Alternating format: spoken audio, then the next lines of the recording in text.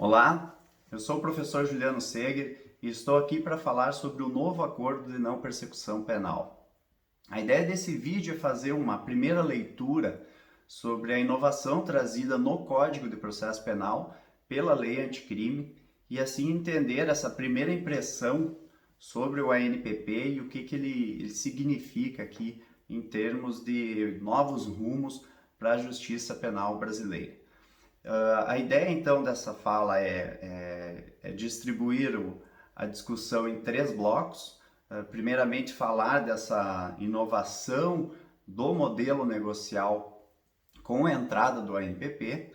Num segundo momento, fazer uma leitura do novo artigo 28A do Código de Processo Penal e aí compreender os requisitos de admissibilidade e as condições que devem ser tratadas no novo acordo em matéria penal e, por fim, fazer um pequeno apanhado aqui dos desafios que esse novo instrumento em matéria negocial nos traz no dia a dia mesmo, nessa pegada prática que vai acontecer de agora em diante com essas tratativas aí bem mais, eu diria, mais ampliadas aqui com esse novo espaço de consenso.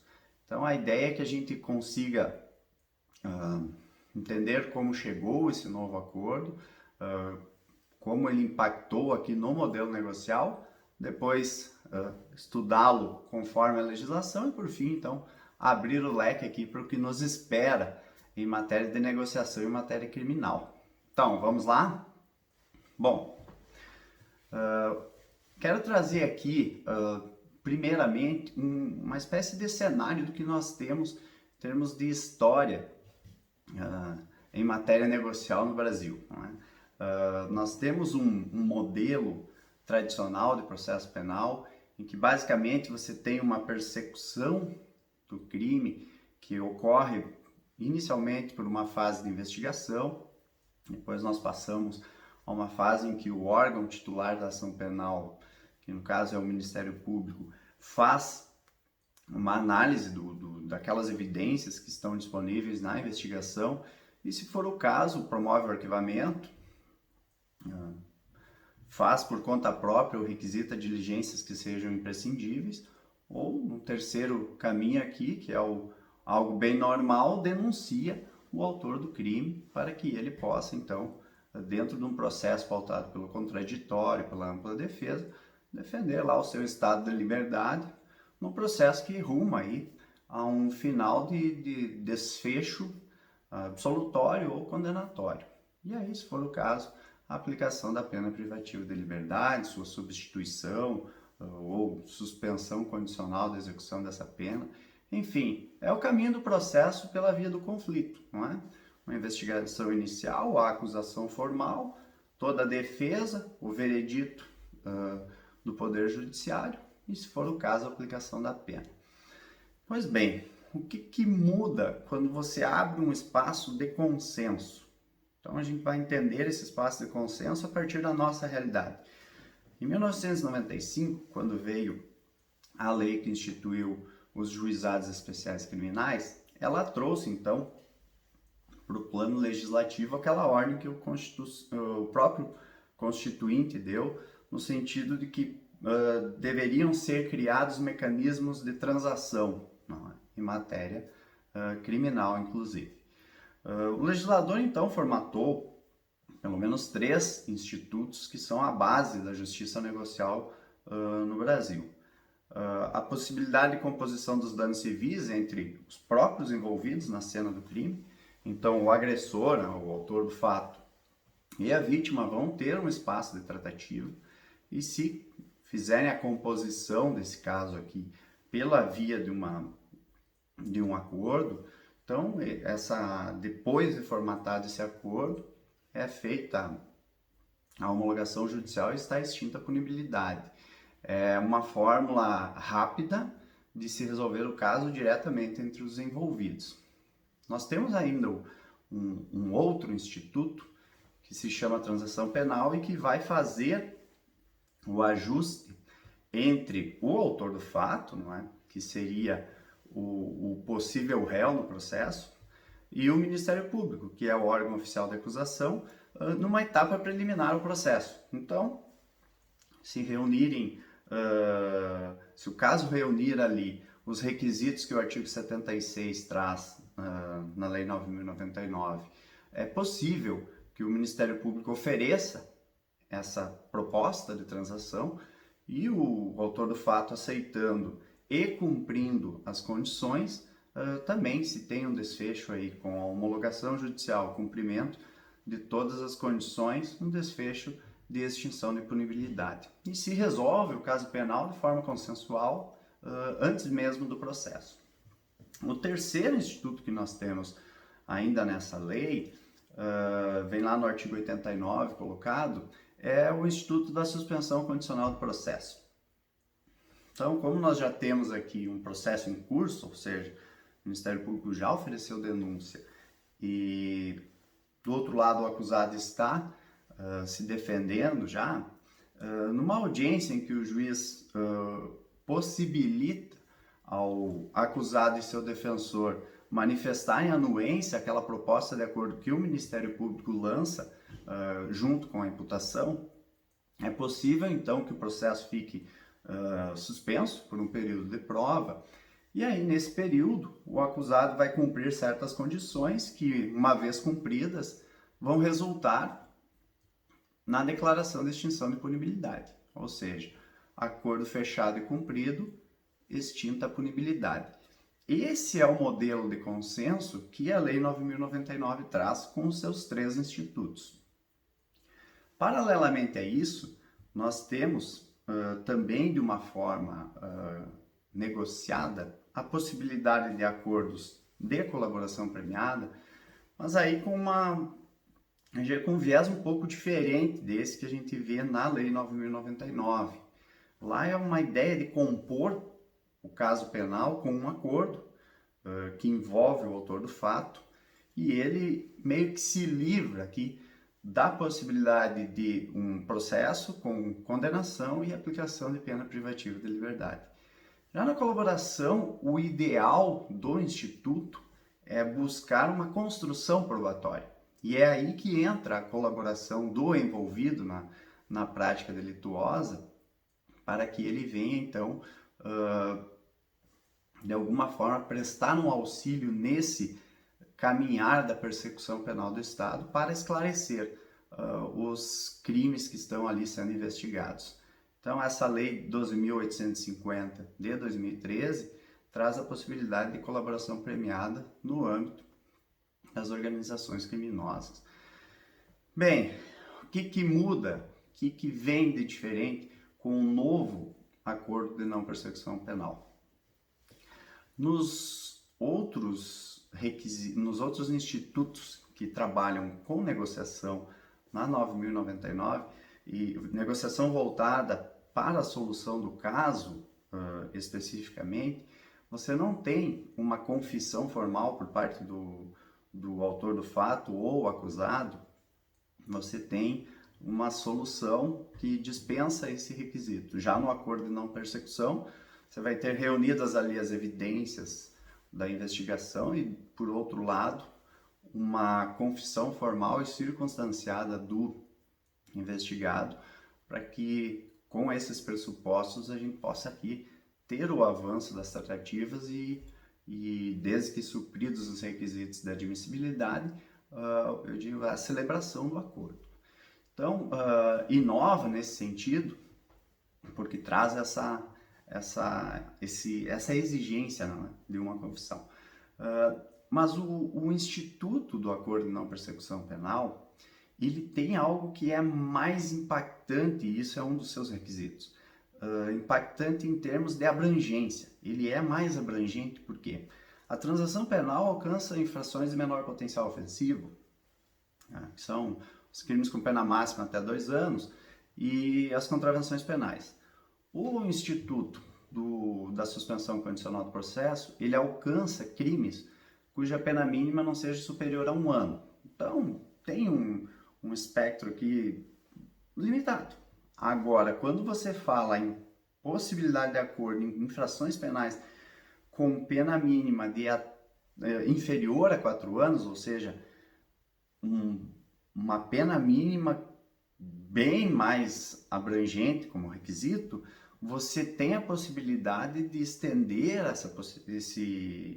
esse negócio também para crimes, eu diria, de média gravidade. Aí vem uma espécie de construção aqui em torno de um novo espaço de consenso em matéria criminal. Por que se fala disso? Porque realmente esse novo instituto, ele alarga as possibilidades de aplicação do consenso em matéria penal. Então, visto isso, como impacta esse novo modelo no cenário da justiça penal negociada, a gente pode passar agora então ao segundo momento da fala, em que nós vamos trabalhar com o novo artigo 28A do Código de Processo Penal, que foi inserido pela Lei Anticrime, a Lei 13.964 de 2019, entrou em vigor em 23 de janeiro de 2020, trazendo para o campo legislativo essa possibilidade de acordo. De certa forma, essa construção de lei colocou fim àquela discussão que nós tínhamos em torno da constitucionalidade de uma resolução do Conselho Nacional do Ministério Público, que lá em 2017 inseriu, não pelas vias do processo legislativo, mas por via normativa interna do Conselho Nacional, dentro daquele espaço que existe ali para a sua normatização ou normatização da atuação de seus membros. Mas enfim, essa questão ficou superada porque agora nós temos essa possibilidade de acordo em lei.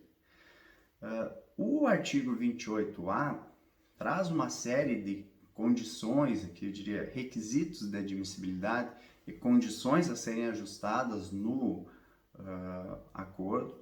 Também traz vedações, ou seja, empecilhos aqui a que se faça uma tratativa de acordo em certos casos, e também trabalha ali nessa construção toda as questões que envolvem o papel do Ministério Público, do investigado, do defensor, o papel do juiz aqui, a questão de fiscalização do cumprimento do acordo e as consequências do cumprimento ou descumprimento dessa avença. E aí a gente tem uma normativa bem extensa aí a trabalhar, mas fica o destaque para esses pontos. Nessa leitura inicial, a questão desses pressupostos aqui que o Instituto traz, ou seja, não sendo o caso de arquivamento, ou seja, havendo condições de uma possível imputação. Segundo momento, havendo a confissão formal e circunstanciada por parte do investigado, então a gente tem os pressupostos para avançar nas tratativas. Com base nesse objeto da investigação, você pode passar então a análise da pena mínima combinada para aquela infração que está sendo investigada, se ela incide ou não nas restrições a respeito da natureza violenta, não é, do crime. Crimes praticados com violência ou grave ameaça à pessoa não admitem essa possibilidade de acordo, são crimes mais graves, portanto não se fala em uma solução consensual. Também temos vedações lá no parágrafo 2º do artigo 28A, que ao longo aqui dos nossos estudos vão ser mais aperfeiçoadas. E o que fica aqui em termos de inovação legislativa é essa percepção de que temos um novo quadro, certo? E requisitos pontuados na lei para que a gente siga aí no exame das possibilidades ou impossibilidades de acordo. E por fim, desperta aqui uma questão sobre os desafios. O que nós vamos ter pela frente aqui em matéria de processo penal de agora em diante? Eu costumo dizer que o processo penal agora, ele perdeu a gravata. O processo penal vai exigir muito mais de quem está envolvido nessa cena, uma habilidade negocial. Então, desamarrando aqueles nós da formalidade, aquela aquele rigor que o devido processo penal tradicional traz, com toda aquela exigência de contraditório e ampla defesa, um rigorismo nas formas, nós vamos transpor aqui esse quadro para um outro cenário em que importa muito mais a habilidade de compreender o outro, de perceber aquela pretensão por parte do Ministério Público, aquela resistência do estado de liberdade do sujeito ou do indivíduo que está envolvido com a prática do crime. E nesse modelo de acordo, você tem que desenvolver a possibilidade de concessões mútuas. É um espaço em que a boa-fé objetiva vai pautar toda a postura aqui dos negociadores ou dos negociantes, e a autonomia institucional do Ministério Público, por um lado, e a autonomia da vontade do investigado, por outro, vão dar as tintas aqui de como esses casos penais podem evoluir para uma solução pacífica, uma solução que não vá num caminho de perde-ganha, que vá num caminho em que todos colaborem para uma solução que de alguma forma satisfaça as partes envolvidas e não apenas uma delas. Então, a grande abertura que se vê aí é nesse sentido. É um novo rumo que o processo penal vai tomar. É esse processo penal com uma pegada de solução menos conflituosa e mais, eu diria, ajustada. Então, para recuperar tudo aquilo que nós falamos aqui, eu concluo dizendo que nós temos sim diria uma grande abertura para o espaço de consenso em matéria penal a partir da instituição do ANPP em lei. Nós vamos ter um novo espaço aqui para que infrações penais de média gravidade possam ser resolvidas de uma forma consensual, e isso tudo de forma devidamente regrada pela legislação. Nós temos no artigo 28A do Código de Processo Penal todos os requisitos de admissibilidade do acordo, as condições que devem ser ajustadas, tudo devidamente colocado ali como uma construção normativa que tem sim suas estruturas, mas também deixa as margens sem as quais você não teria condições de evoluir em matéria consensual, deixa ali um espaço aberto para que as tratativas ocorram entre o Ministério Público e investigado e seu defensor, e aí nós vamos abrir aqui caminho para aquela multidisciplinariedade com as matérias afetas ao negócio, em que vem aqui como norte os princípios de boa-fé objetiva, que vai impor essa postura de clareza entre as partes, não é? Envolvidas nas tratativas, e também a questão da autonomia institucional do Ministério Público, autonomia da vontade do investigado, que vai ter aí diante do seu cálculo de custos e benefícios a possibilidade de celebrar o acordo. E isso tudo sinaliza, eu diria, um novo rumo para quem está envolvido com o processo penal. É um novo rumo que exige uma habilidade negocial, exige que você tenha a possibilidade de entender a cena do conflito, daqui a pouco ter condições de olhar isso tudo de uma forma desprendida daquela apaixonante defesa da tese acusatória ou defensiva, mas olhar rumo ao consenso. E isso significa entender todos os lados envolvidos no conflito. Aí sim o consenso pode avançar. Então fica essa mensagem inicial aqui, esses novos ares que o processo penal vai tomar, esse novo rumo da justiça penal negociada com o ANPP e um processo penal sem gravata.